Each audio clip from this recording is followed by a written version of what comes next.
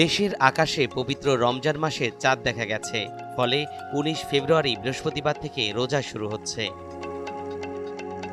১৮ ফেব্রুয়ারি সন্ধ্যায় রাজধানীর জাতীয় মসজিদ বায়তুল মোকাররমে ইসলামিক ফাউন্ডেশনের সভাকক্ষে চাঁদ দেখার বিষয়ে বৈঠক অনুষ্ঠিত হয়।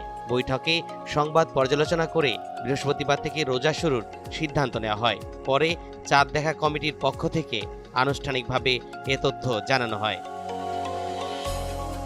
বৃহস্পতিবার থেকে পবিত্র রমজান মাস শুরু হচ্ছে।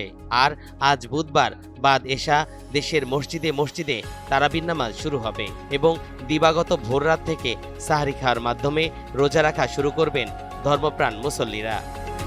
হোয়াইট প্লাস প্রো সেনসিটিভ স্কয়ারের মাঠের বাইরেও তো আমরা এভাবে দেশপ্রেম দেখাতে পারি।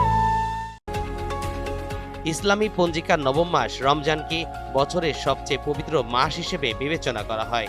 এ মাসেই মহানবী হযরত মুহাম্মদ সাল্লাল্লাহু আলাইহি ওয়াসাল্লামের উপর পবিত্র কোরআন নাজিল হয়। রমজান মাস ২৯ বা ৩০ দিনে হয়ে থাকে, যা মাসের শেষ দিকে চাঁদ দেখার উপর নির্ভর করে নির্ধারিত হয়।